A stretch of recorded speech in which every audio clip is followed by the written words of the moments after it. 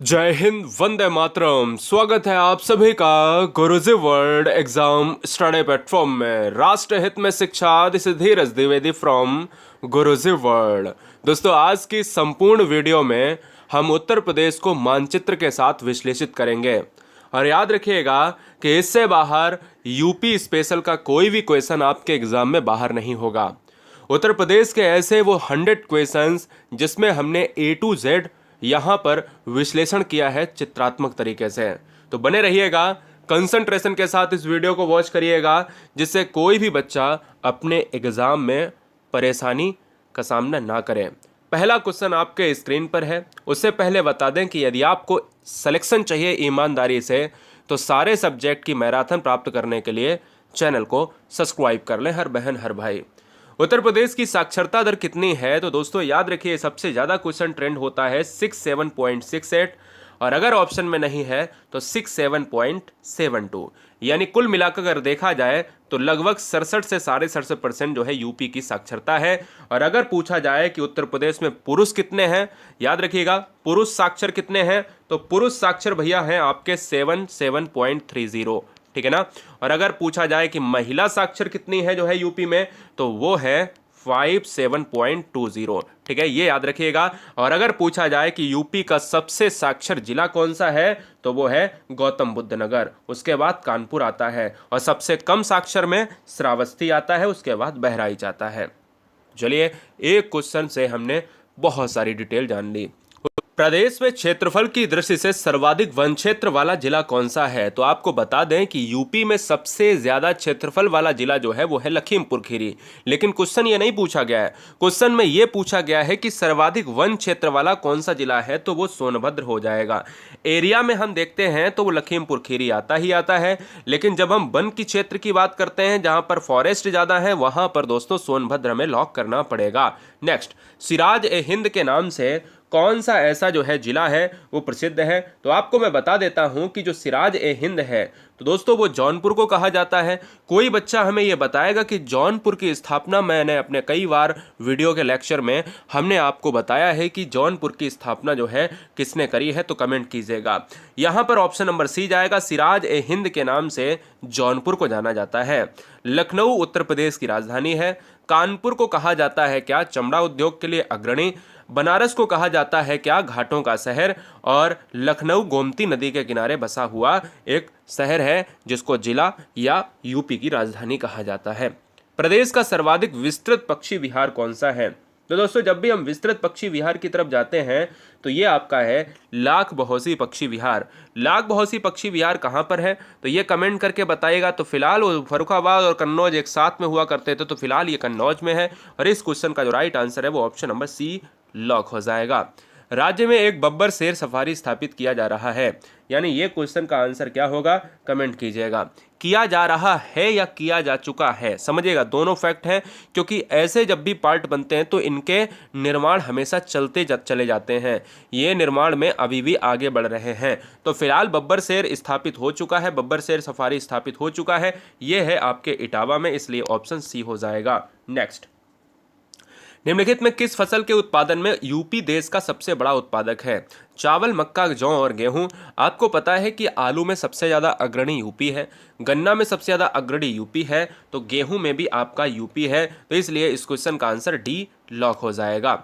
UP में केसर का उत्पादन होता है। दोस्तों आपको बता दें, केसर के उत्पादन के लिए भारत में जाना जाता है जम्मू एंड कश्मीर। क्या बेटा?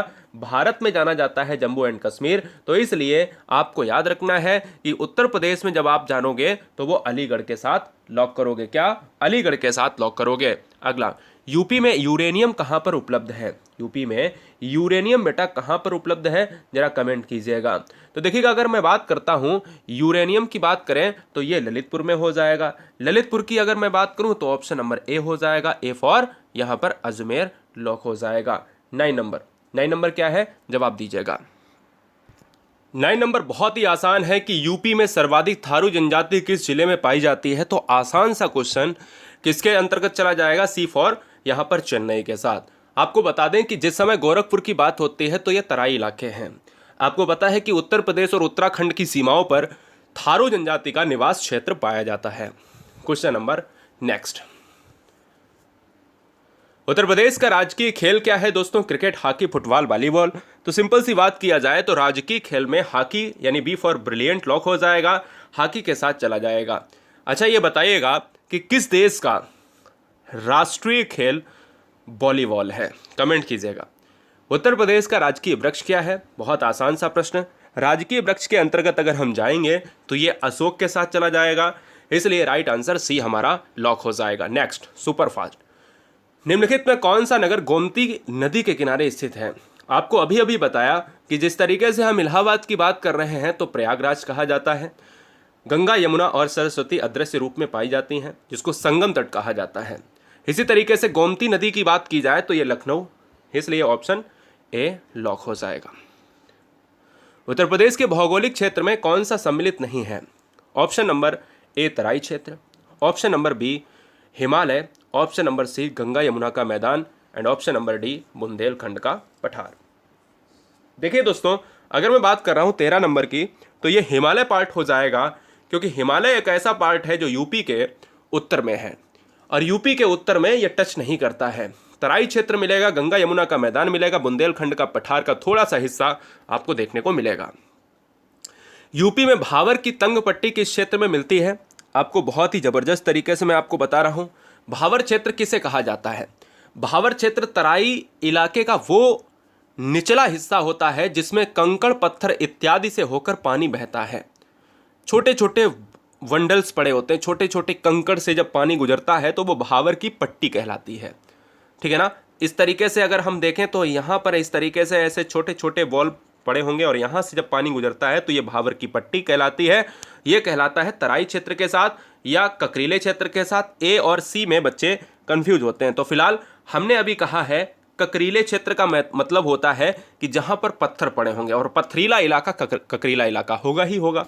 नेक्स्ट, यूपी का लिंगानुपात कितना है बेटा? यूपी का अगर लिंगानुपात देखा जाए तो वर्तमान समय में यूपी का लिंगानुपात में थोड़े से परिवर्तन हो रहे हैं, लेकिन अगर क्वेश्चन के हिसाब से देखा जाए तो 912 हो जाएगा। यही आपको लॉक करना है। नेक्स्ट, 1858 की महारानी विक्टोरिया का घोषणा पत्र कहाँ पढ़ा गया था? तो जब भी हम बात कर रहे हैं कि महारानी विक्टोरिया का जो घोषणा पत्र है ये कहाँ पर पढ़ा गया था, तो ये प्रयाग में पढ़ा गया था, यानी इलाहाबाद इस क्वेश्चन का राइट आंसर हो जाएगा। उत्तर प्रदेश में सर्वाधिक वर्षा वाला क्षेत्र कौन सा है? दोस्तों, सर्वाधिक वर्षा वाला जिला कौन सा है आपको बताना है। सर्वाधिक वर्षा वाला जिला आपको बता देना है कि कौन सा है। तो मैंने आपसे कहा कि भाई गोरखपुर हो जाने वाला है क्या, मैं आगे इसी वीडियो में बताऊंगा। लेकिन अगर देखा जाए इस क्वेश्चन में कि उत्तर प्रदेश में सर्वाधिक वर्षा वाला अगर क्षेत्र देखा जाए तो तराई क्षेत्र है। तराई क्षेत्र में ही आप सभी जानते हो कि वर्षा सबसे ज़्यादा देखने को मिलेगी। प्रदेश में पूर्व से पश्चिम की ओर बढ़ने पर, यानी पूर्व से पश्चिम का मतलब है कि ये वाला हिस्सा पूर्व होता है, ये वाला हिस्सा पश्चिम होता है। ये वाला जो हिस्सा आपको दिख रहा है ये पश्चिम है। तो पूर्व से जब हम पश्चिम की तरफ बढ़ेंगे तो वर्षा कम होती है हमेशा। आप मथुरा की तरफ जैसे ही बढ़ेंगे, आगरा की तरफ जैसे ही बढ़ेंगे, क्योंकि आप जानते हो कि इधर राजस्थान पड़ रहा है, ठीक है, तो इस तरीके से जो है हम कम होता हुआ देखेंगे। यूपी का सर्वाधिक नम भूमि यानी वेटलैंड, आपको पता है ना, वेटलैंड डे हम मनाते हैं फरवरी में, जो ईरान में रामसर आर्द्रभूमि सम्मेलन हुआ था। ईरान की राजधानी तेहरान है। उत्तर प्रदेश का सर्वाधिक नम भूमि एंड वेटलैंड जो है वाला जिला कौन सा है? तो दोस्तों ये आपको लॉक करना है। 19 नंबर का जो आंसर है दोस्तों वो बी ऑप्शन, बी फॉर यहां पर ब्रिलियंट, सोनभद्र के साथ चला जाएगा। उत्तर प्रदेश में कृत्रिम रबड़ कारखाना कहां पर अवस्थित है बताइए। लॉजिक लगाइए कि भाई रबड़ के लिए हम थाईलैंड को जानते हैं, अगर वर्ल्ड में देखें। भारत में अगर देखें तो भाई केरल में हम रबड़ को देखते हैं। अगर हम यूपी में देखें तो हम कहां पर रबड़ देखेंगे? तो हम देखेंगे गाजियाबाद में देखेंगे। इसलिए इस क्वेश्चन का answer B for brilliant. Next, Uttar Pradesh में अवनालिका अपर्दन में सबसे अधिक प्रभावित जिला कौन सा है? अवनालिका अपर्दन में सर्वाधिक जिला, जब अपर्दन की बात होती है तो मिट्टी का कटाव अपर्दन कहलाता है। ये आपका इटावा हो जाएगा। इटावा यानी ऑप्शन नंबर बी लॉक करेंगे। नेक्स्ट, वायु में अपर्दन। अब ये क्वेश्चन बहुत जबरदस्त है कि अगर वायु में अपर्दन सर्वाधिक प्रभावित होता है तो इस ऑप्शन के हिसाब से आप क्या लगाएंगे? तो आप दक्षिणी क्षेत्र, उत्तरी क्षेत्र, पूर्वी क्षेत्र, पश्चिमी क्षेत्र। जब वायु के द्वारा अपर्दन होता है तो दोस्तों आप उस क्षेत्र को यूपी में पश्चिमी क्षेत्र के नाम से जानते हैं, यानी डी फॉर दिल्ली। नेक्स्ट, बांगर और खादर निम्नलिखित में किस प्रकार की मिट्टी हैं? आपको यहां पर समझाने की आवश्यकता है। एक आपको पता है कि जलोढ़ मिट्टी होती है। जलोढ़ मिट्टी जो होती है वो दो भागों में बंटती है, एक खादर और एक होती है बांगर, ठीक है ना। एक खादर होती है, एक बांगर होती है। बांगर मिट्टी जो होती है वो ओल्ड मिट्टी होती है, नदियों के द्वारा बहाकर लाई गई ओल्ड मिट्टी, पुरानी मिट्टी, और ये होती है न्यू मिट्टी, ठीक है। तो इसलिए इस क्वेश्चन का जो आंसर है वो डी फॉर दिल्ली। नेक्स्ट, लाल मिट्टियां निम्नलिखित में कहाँ से पाई जाती हैं, यानी कहाँ पाई जाती हैं, कमेंट कीजिएगा। लाल मिट्टियों की अगर हम बात कर रहे हैं, लाल मिट्टियां दोस्तों 24 नंबर का आंसर क्या होगा, मिर्जापुर झांसी। बहुत जबरदस्त क्वेश्चन है। मिर्जापुर और झांसी में लाल मिट्टियों का क्षेत्र देखने को मिलता है। निम्नलिखित में भूमि के ऊसर होने का कारण कौन सा है, बताइए। भूमि ऊसर का मतलब होते है जिसमें उपजाऊपन खत्म हो जाता है, और अगर उपजाऊपन खत्म हो गया तो दोस्तों आपको पता है कि वो ऊसर हो जाएगी। और ऊसर में देखा जाए कि जल निकासी का उचित प्रबंध नहीं होना, लवण युक्त जल से सिंचाई, भाई नमकीन जल जो होता है लवण युक्त जल होता है, सॉल्ट की मात्रा ज़्यादा होती है। क्षारीय उर्वरक का लगातार प्रयोग, जो क्षारीय बेस बढ़ रहा है, 7 से ज़्यादा हो रहा है, ठीक है। ये सभी जो है इस क्वेश्चन का आंसर का कारण बनेंगे।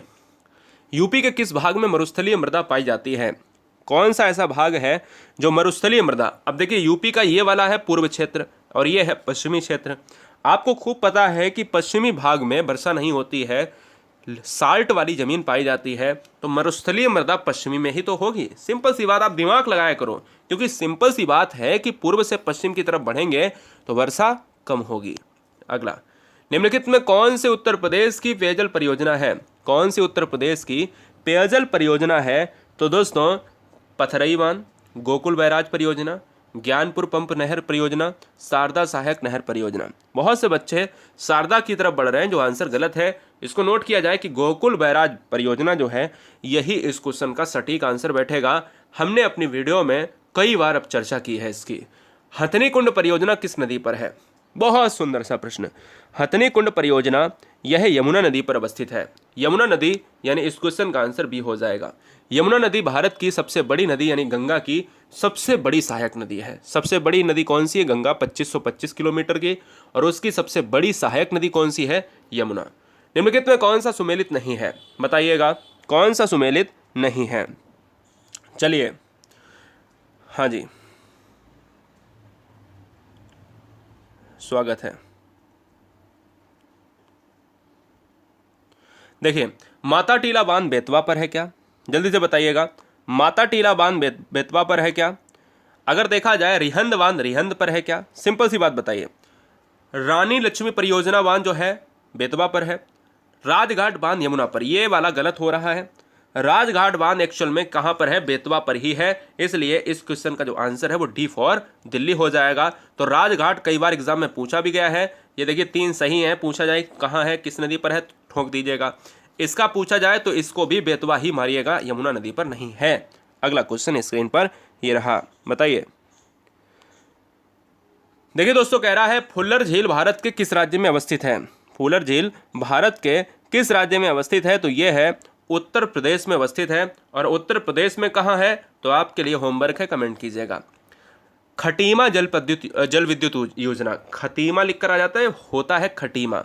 खटीमा जल विद्युत केंद्र कहाँ पर है, बताइए। लॉक किया जाए, किस नहर पर अवस्थित है।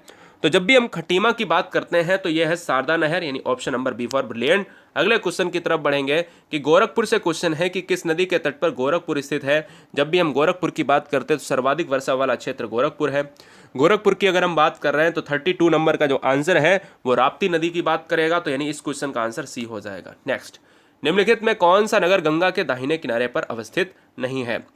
गंगा के दाहिने किनारे पर अवस्थित नहीं है। अगर देखा जाए 33 का जो आंसर है वो बनारस हो जाएगा। क्या हो जाएगा, बनारस हो जाएगा। हरिद्वार, प्रयागराज, कानपुर ये सब दाहिने पर हैं, लेकिन बनारस दाहिने पर नहीं है। यूपी की निम्न नदियों में किसका उद्गम हिमालय से नहीं हुआ है। बहुत आसान प्रश्न है, बहुत आसान। क्वेश्चन के ऑप्शन देखकर ही आप लॉक कर सकते हो। आपको ये पता है, आसान तरीके से आप देख सकते हो कि जो गोमती नदी है ना, ये कहाँ से होती है भाई। वही आप पीलीभीत फुल्लर वाला जो पार्ट पढ़ते हो, तो हिमालय वाला क्षेत्र तो आता ही नहीं है। गोमती नदी की जो बात हो रही है वो लखनऊ के किनारे अवस्थित है, यानी लखनऊ जो है किनारे उसी के अवस्थित है। उत्तर प्रदेश की राजधानी लखनऊ गोमती नदी के किनारे अवस्थित है।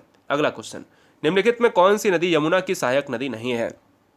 यमुना की सहायक जो नदी है वो नहीं है, वो है कल्याणी नदी। इस क्वेश्चन का जो राइट आंसर है वो ए फॉर अजमेर हो जाएगा। निम्नलिखित में कौन सा वृक्ष जो कभी सामाजिक वानिकी में प्रिय था, अब एक पारिस्थितिकी आतंकवाद माना जाता है। यानी इस पेड़ से हमें नुकसान भी है। हमें नुकसान का मतलब है कि पारिस्थितिकी तंत्र के लिए नुकसान है, पर्यावरण के लिए नुकसान है। हमारे चारों तरफ देखने को मिलता है, हो सकता है आपके घर के बाहर हो सकता है आपने देखा हो, यूकेलिप्टस का पेड़ एक ऐसा पेड़ होता है जो पारिस्थितिकी आतंकवाद माना जा रहा है इस समय। पर्यावरण का आतंकवाद है यूकेलिप्टस, जिसको सफ़ेदा के नाम से भी जानते हैं। क्या? जिसको सफ़ेदा के नाम से भी जानते हैं, ये याद रखिएगा। नेक्स्ट, राष्ट्रीय वन नीति में भारत का कुल भौगोलिक क्षेत्र के कितने % भाग पर वन रखने का लक्ष्य है? आपको पता है? नहीं पता है तो अगर देखा जाए यहाँ पर वन रखने की बात करी जा रही है 37 में, तो 1/3 वन तो होने चाहिए। एक्चुअल में मैं आपको परसेंटेज में बताऊं तो दोस्तों 33.33% जो है आपको याद रखने हैं, इसलिए इस क्वेश्चन का आंसर बी फॉर ब्रिलियंट हो जाएगा। उत्तर प्रदेश में इसके कुल भौगोलिक क्षेत्र का लगभग कितने % भागों पर, यानी भाग पर अगर वनों एवं वृक्षों से घिरा हुआ है? अगर यूपी की बात की जाए तो सोनभद्र का इलाका आप सबसे ज़्यादा वन क्षेत्र के लिए जानते हैं। अगर देखा जाए यहाँ पर तो 7% इस क्वेश्चन के हिसाब से ऑप्शन सही हो जाएगा। 7%, 7 का यहाँ पर 38 का 7 आंसर हो जाएगा। प्रमुख लोक नृत्य यानी फॉक डांस चरकुला निम्नलिखित में किस क्षेत्र का है?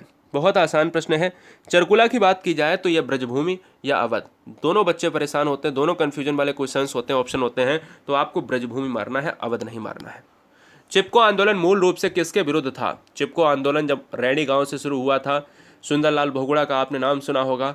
वनों को काटने से रोकने के लिए लोग चिपक जाते थे वृक्षों से, तो वनों को काटने के लिए, वन कटाई से संबंधित था, इसलिए इस क्वेश्चन का आंसर बी हो जाएगा। 41 नंबर। उत्तर प्रदेश को पूर्व में किस नाम से जाना जाता था? तो यूपी को पहले नाम से जाना जाता था, तो वो यूनाइटेड प्रोविंस था। यूनाइटेड प्रोविंस आपको याद रखना है, यूनाइटेड प्रोविंस को अब जाना जाता है यूपी जाना जाता है या फिर उत्तर प्रदेश जाना जाता है। दुधवा राष्ट्रीय उद्यान किस जनपद में स्थित है? दुधवा राष्ट्रीय उद्यान जो है वो किस जनपद में स्थित है? 42 का जो राइट आंसर हो जाएगा। सबसे बड़ा भारत का जो यूपी है जनसंख्या के अनुसार, उसमें जनसंख्या में सबसे बड़ा कौन सा? यूपी है। यूपी में सबसे बड़ा जिला कौन सा है? लखीमपुर खीरी है, तो वही दोस्तों आंसर हो जाएगा। प्रदेश में सर्वप्रथम पक्षी विहार की स्थापना की गई। प्रदेश में सबसे पहले जो पक्षी विहार की स्थापना की गई है वो कौन सा पक्षी विहार है? जरा कमेंट कीजिएगा, बताइएगा, बताइए दोस्तों, वो कौन सा पक्षी विहार है? तो वो दोस्तों है नवाबगंज पक्षी विहार है। Option number B, B for brilliant हो जाएगा। अच्छा, नवाबगंज जो पक्षी विहार है ये है कहाँ पर? तो ये है आपका उन्नाव में अवस्थित है, जो कानपुर से सटा हुआ है। 1857 की क्रांति में निम्नलिखित में कौन संबंधित नहीं था? तो यहाँ पर देखिएगा कुंवर सिंह थे बिल्कुल, बेगम हजरत महल थे, मौलवी अहमदुल्ला है, और उद्यम सिंह नहीं थे। ये उद्यम सिंह दोस्तों वो हैं जो कहीं ना कहीं किसको मारने के लिए जाने जाते हैं? ओडायर को। ठीक है, चलिए, प्रदेश का सबसे बड़ा वन्यजीव विहार कौन सा है? बताइए, वन्यजीव विहार कौन सा है? तो हम ये कहेंगे हस्तिनापुर हो जाएगा। इस क्वेश्चन का जो राइट आंसर है option number C for Chennai. Next, कौन सा राज्य भारत का शक्कर का प्याला कहा जाता है? शक्कर सबसे ज़्यादा कहाँ होती है? जहाँ गन्ना होगा। गन्ना की बात की जाए तो गन्ना, आलू, अगर गेहूँ देखा जाए तो उत्तर प्रदेश में होता है, आंसर डी हो जाएगा। नेक्स्ट, राष्ट्रीय चंबल अभ्यारण्य कौन सा क्षेत्र का हिस्सा नहीं है? यानी राष्ट्रीय चंबल अभ्यारण्य निम्नलिखित में किस राज्य का हिस्सा नहीं है? तो चंबल अगर बात की जाए तो चंबल कई राज्यों में फैला हुआ है। यूपी में फैला हुआ है, मध्य प्रदेश में फैला हुआ है, राजस्थान में फैला हुआ है, बल्कि हरियाणा में नहीं फैला हुआ है, इसलिए सी फॉर चेन्नई हो जाएगा। उत्तर प्रदेश में सस्य जलवायु क्षेत्रों की संख्या कितनी है? बहुत ही जबरदस्त क्वेश्चन है कि जब सस्य जलवायु पूछा जाए, जलवायु क्षेत्र कितने हैं, याद रखिएगा 9 को जो है पार्ट को बांटा गया है, इसलिए ऑप्शन नंबर सी जाएगा। क्वेश्चन आ चुका है बेहतरीन क्वेश्चन कि सिराज ए हिंद को किस नाम से जाना जाता है? तो सिराज ए हिंद जाना जाता था दोस्तों सॉरी तो आपको पता ही है कि भाई जौनपुर नगर को ही हम कहीं ना कहीं सिराज ए हिंद कहते थे। और यहाँ पर पूछा जा रहा है कि जौनपुर नगर किसकी याद में स्थापित किया गया था, यानी जौनपुर को किसने बसाया था, ये पूछा जा रहा है। तो मोहम्मद बिन तुगलक हो जाएगा, option number C for Chennai. Next, देश की कुल कृषि योग्य भूमि का कितना % उत्तर प्रदेश में स्थित है, ये आपको बताना है। तो यहाँ पर जो आंसर है वो ऑप्शन नंबर ए हो जाएगा। 15% जो है कृषि भूमि केवल उत्तर प्रदेश में, पूरे भारत की। किस वर्ष उत्तरांचल उत्तर प्रदेश से अलग हुआ था? आपको पता है 8 नवंबर 2000 का ऐसा समय था जिस समय उत्तरांचल और उत्तर प्रदेश आपस में अलग हुए, एक राज्य बना, उत्तराखंड पार्ट अलग हुआ। यहाँ पर जो ऑप्शन के हिसाब से ए फॉर अजमेर सही हो जाएगा। उसी समय की हम बात कर रहे हैं, तो दोस्तों हम कहते थे ना कि कुछ चीज़ें हमारी उत्तराखंड में चली गई हैं, कुछ चीज़ें हमारे उत्तर प्रदेश में आ गई हैं। जैसे अगर हम चिपको आंदोलन की बात करें तो पहले उत्तर प्रदेश का ही पार्ट हुआ करता था, जब क्वेश्चन आता था उत्तर प्रदेश मारते थे, एक हुआ करता था। आज क्वेश्चन आता है कि चिपको आंदोलन का पार्ट कहाँ है, तो उत्तराखंड मारते हैं। उत्तर प्रदेश को कितने भौतिक भागों में बांटा गया है, तो यहाँ पर दोस्तों अगर हम बात करें 52 नंबर का, जो आंसर 3 हो जाएगा, यानी ऑप्शन नंबर सी। नेक्स्ट चलिए बताइए, उत्तर प्रदेश के पूर्व पश्चिम का विस्तार जब भी हम देखते हैं मैप में, तो ऊपर वाला हमारा नॉर्थ इलाका होता है, नीचे वाला हमारा साउथ इलाका होता है, ये वाला हमारा ईस्ट होता है, ये हमारा वेस्ट होता है। ठीक है, तो यहाँ पर आपसे पूछ रहा है कि भाई ईस्ट और वेस्ट, ठीक है, यानी इस क्षेत्र की बात कर रहा है, और ये वाला क्षेत्र आपको बताना है। ये वाला क्षेत्र हो जाएगा 650 kilometre, option number B. Next, Uttar Pradesh का उत्तर से दक्षिण की जब भी बात होती है तो क्या बेटा मारेंगे, जब उत्तर से दक्षिण की बात होगी तो इस तरीके से देखेंगे, नॉर्थ टू साउथ। ठीक है, और जब नॉर्थ टू साउथ देखेंगे तो ये हो जाएगा 240 किलोमीटर। चलिए, यूपी की सर्वाधिक सीमा किस राज्य से लगती है, बताइए, ये भी बहुत अच्छा क्वेश्चन है। सर्वाधिक जो सीमा है वो किस राज्य से लगती है, तो ये लगती है दोस्तों मध्य प्रदेश राज्य से। और मध्य प्रदेश आपको पता ही है, मध्य प्रदेश ये देखिए यहाँ पर लगता है। मध्य प्रदेश एक ऐसा राज्य है जो भारत का हृदय कहा जाता है, भारत का हृदय यानी मध्य प्रदेश, ऑप्शन नंबर सी हो जाएगा, सी फॉर चेन्नई। उत्तर प्रदेश का सोनभद्र जिले से कितने राज्यों की सीमा स्पर्श करती है, सबसे ज़्यादा सोनभद्र जिला ही है जो सबसे ज़्यादा राज्य को टच करता है। आप सोनभद्र को देखोगे तो यहाँ से अगर आप देखोगे थोड़ा सा सही से, तो ये देखिएगा, इधर लग रहा है, इधर लग रहा है, इधर लग रहा है, इधर लग रहा है, तो ये कितने हैं भाई, झारखंड, बिहार, मध्य प्रदेश समेत कई राज्यों समेत 4 राज्यों की सीमाओं को हमने निर्धारित किया है। तो फिलहाल इस क्वेश्चन का जो आंसर है वो ऑप्शन नंबर बी हो जाएगा। यूपी में संतरे की पैदावार वाला प्रमुख जिला कौन सा है, यूपी में संतरे सबसे ज़्यादा कहाँ पर होते हैं, कमेंट कीजिएगा। 57 का जो नंबर है वो किसके साथ, सहारनपुर के साथ चला जाएगा, सहारनपुर, यानी ऑप्शन नंबर सी हो जाएगा। ठीक है, क्या हो जाएगा, सी हो जाएगा, सी फॉर सहारनपुर। नेक्स्ट, उत्तर प्रदेश में किसान बही योजना कब लागू किया गया, किसान बही योजना को लागू करने वाला जो पार्ट है वो कौन सा, ऑप्शन सही हो जाएगा, तो 1992 का जो समय था, सी फॉर चेन्नई, उस समय किसान बही को लागू किया गया। हो सकता है आपके अलमारी में भी किसान बही की फाइलें रखी हों, तो वो किसान बही की जो फाइलें हैं तभी आई जब 1992 का एक दशक था। उत्तर प्रदेश के दक्षिण में स्थित पठारी भूभाग को किस नाम से जाना जाता था, अगर देखा जाए दक्षिण भाग के पठारी क्षेत्र को, आपको ये पता है ना, वहाँ पर खनिज भंडार के लिए बहुत सारी चीज़ें जानी जाती, और खनिज भंडार का जो पठार था वो आप बुंदेलखंड के नाम से जानते हैं। बुंदेलखंड वाला पठार है वो ऑप्शन नंबर किसके साथ, डी के साथ चला जाएगा, है ना, जहाँ पर बहुत ही ज़बरदस्त वाला इलाका जो सोनभद्र का इलाका है आप देखते हो, वही क्षेत्र। उत्तर प्रदेश में कोयले के भंडार कहाँ पर पाए जाते हैं, कोयले के भंडार दोस्तों सिंगरैली क्षेत्र में पाए जाते हैं, और सिंगरैली क्षेत्र है ऑप्शन नंबर बी में। नेक्स्ट, निम्नलिखित में कौन सा एक खनिज उत्तर प्रदेश में नहीं पाया जाता है, ऐसा भी खनिज है, बिल्कुल ऐसा भी खनिज है दोस्तों, ये है अब्रक है। और आपको पता है कि भारत अब्रक में 100% आत्मनिर्भर है, ये भी क्वेश्चन एग्जाम में आ चुका है, ये भी आप जान लीजिएगा। अगला क्वेश्चन स्क्रीन पर ये रहा, रेणुकूट जाना जाता है, रेणुकूट कहाँ है ये भी बताइए, रेणुकूट किस लिए जाना जाता है, तो रेणुकूट जो है एल्यूमिनियम उद्योग के लिए जाना जाता है, इसलिए सी फॉर चेन्नई हो जाएगा। और रेणुकूट की अगर बात हुई है तो कमेंट करके बताइए कि रेणुकूट है कहाँ, बताइए, जवाब दीजिएगा, मैं तो आपको बता ही दूंगा। ठीक है, चलो, अच्छा मैं ही बता दूं, चलिए मैं बता देता हूं। देखिएगा, अगर मैं बात करता हूं रेणुकूट, तो रेणुकूट की बात की जाए तो हिंडाल्को आपने नाम सुना है, या हम इसी को ले लेते हैं, जैसे डोलोमाइट के भंडार उत्तर प्रदेश में किस जिले में पाए जाते हैं, तो ये सोनभद्र में, सोनभद्र में ही रेणुकूट है, सोनभद्र में ही रेणुकूट जाना जाता है एल्यूमिनियम उद्योग के लिए।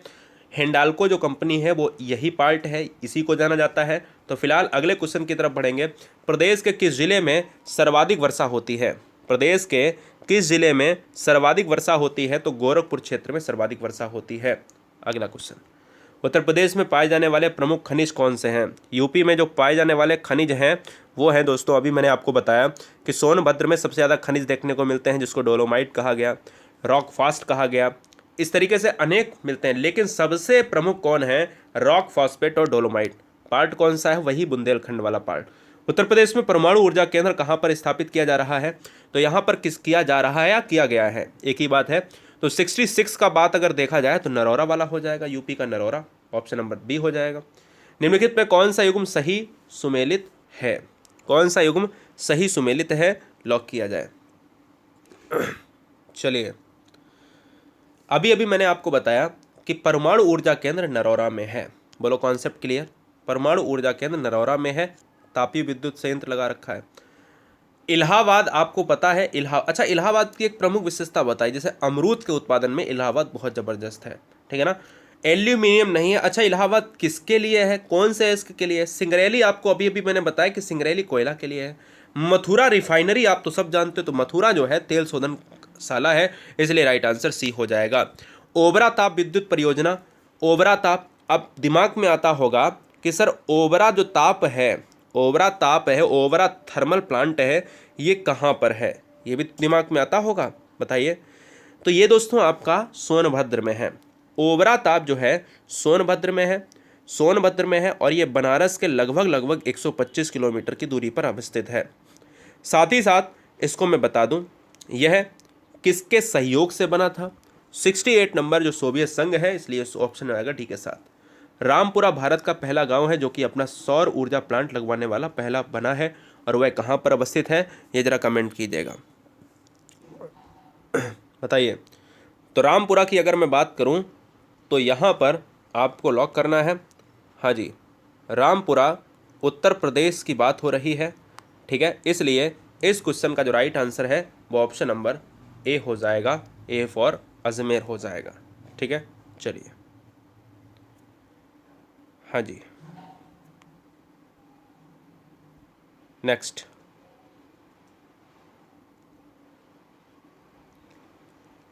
हाँ, जालौन में भी है। चलिए बताइए। रिलायंस समूह द्वारा 1200 मेगावाट के ताप विद्युत स्टेशन की स्थापना की गई है। रिलायंस समूह के द्वारा ये स्थापना की गई है, पुरुषोत्तम दास टंडन की बात हो रही है। क्या इस क्वेश्चन का आंसर होगा? 69 और 70, 70 नंबर का आंसर है, बताइएगा, जवाब दीजिएगा। ये रौजा में हुआ है, और इसलिए अगर मैं बात करूं रौजा में हो जाएगा इस क्वेश्चन का राइट आंसर। अगले क्वेश्चन की बात करेंगे जिसका नाम हम बात कर रहे थे, पुरुषोत्तम दास टंडन की बात हो रही थी कि उत्तर प्रदेश विधानसभा के प्रथम अध्यक्ष कौन थे, तो पुरुषोत्तम दास टंडन, यानी ऑप्शन नंबर बी हो जाएगा। संयुक्त प्रांत से उत्तर प्रदेश के रूप में नाम बदलने के लिए उत्तर प्रदेश का पहला राज्यपाल कौन था? तो आपको पता है ना कि जिस समय संयुक्त प्रांत की बात हुई तो उत्तर प्रदेश का नाम उत्तर प्रदेश हुआ। उत्तर प्रदेश का पूर्व में नाम क्या जाना जाता था? यूनाइटेड प्रोविंस जाना जाता था। उस समय की अगर मैं बात करूं कि पहला राज्यपाल कौन था, तो वहां पर आप क्या मारोगे? तो यहां पर आपको फिरोज शाह मोदी के साथ चला जाएगा, इसलिए इस क्वेश्चन का जो राइट आंसर है वो ऑप्शन नंबर बी हो जाएगा। उत्तर प्रदेश में उच्च न्यायालय की स्थापना कब की गई? तो यूपी में अगर मैं बात करूं दोस्तों कि अगर हम उच्च न्यायालय की स्थापना की बात कर रहे हैं तो ये हुई है 1866 में। आंसर हमारा option number D. Next, Gandak नदी का उद्गम स्थल निम्नलिखित में कहां पर है? गंडक नदी की जब बात होती है तो यहां पर हिमनद हमें मारना पड़ता है, और हिमनद है मुस्टोंग हिमनद, ऑप्शन जाएगा भाई डी के साथ। नेक्स्ट, उत्तर प्रदेश में लोकायुक्त का पद सृजित किया गया। लोकायुक्त भी भैया उत्तर प्रदेश में आया, बात है 1975 में, जिस समय उत्तर प्रदेश में लोकायुक्त को जो है यहाँ पर स्थापित किया गया। अगला क्वेश्चन है, भारत के पंचायती राज व्यवस्था का वास्तुकार, जिसको शिल्पी कहा जाता है, शिल्पकार कौन है? तो कमेंट कीजिएगा कि भारत के पंचायती राज व्यवस्था को सबसे पहले नागौर जिले राजस्थान में लाया गया था, और आपको ये पता है कि वास्तुकार कौन था? तो बी आर मेहता, और बी आर मेहता अगर नहीं जानते हो तो आज जान लो कि ऑप्शन नंबर ए हो जाएगा। नेक्स्ट, संविधान के किस भाग में पंचायती राज व्यवस्था का प्रावधान दिया गया है? तो बताइए, 10, 6, 3, 9। बहुत बढ़िया, सॉरी, 77 नंबर का जो आंसर है वो ऑप्शन नंबर डी हो जाएगा। भाग 9 में पंचायती राज व्यवस्था का यहाँ पर उल्लेख दिया गया है। यूपी में पीतल की नगरी किसे कहा जाता है? तो आपको पता है, पीतल उद्योग के लिए, पीतल बर्तनों के लिए पीतल नगरी कहा जाता है, और ये मुरादाबाद। आगरा को पेठा नगरी, कानपुर को क्या कहा जाता है बताइए, फटाफट बताइएगा। चमड़ा उद्योग के लिए। निम्नलिखित में किसके लिए फर्रुखाबाद जाना जाता है? तो फर्रुखाबाद अगर देखा जाए कांच के लिए तो फिरोजाबाद, इत्र के लिए, देखिए कालीन के लिए आप भदोही को मान लेते हैं, छपाई फार्मा के लिए फर्रुखाबाद, इत्र के लिए आप कन्नौज, और कांच उद्योग के लिए आप क्या जानते हो बताइए, फिरोजाबाद। तो इसलिए इस क्वेश्चन का जो राइट आंसर है वो ऑप्शन नंबर बी हो जाएगा। निम्नलिखित युग में कौन सा सुमेलित नहीं है? जवाब दीजिएगा, आंसर क्या हो जाएगा, कमेंट कीजिएगा। बहुत सुंदर, 80 नंबर का आपको आंसर देना है।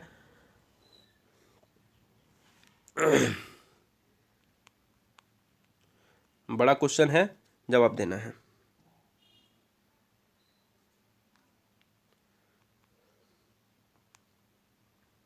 स्वागत है।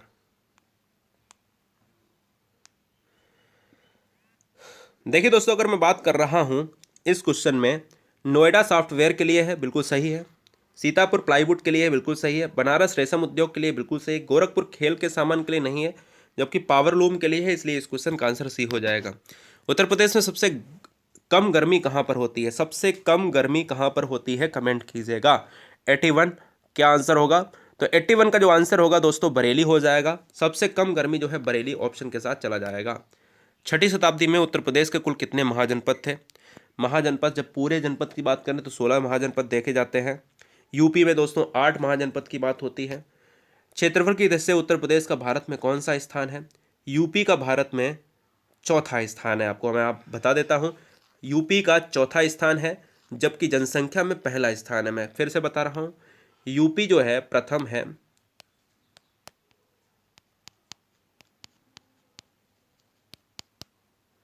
और चतुर्थ है,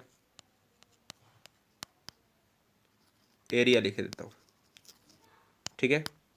उत्तर प्रदेश के उत्तरी भाग को किन देशों की सीमाएं स्पर्श करती हैं? तो उत्तरी भाग यानी ऊपर का पार्ट, और ऊपर का पार्ट जो होता है वो हमारा एक ही देश है, लगा हुआ है 84 का ए, जिसको नेपाल कहा जाता है।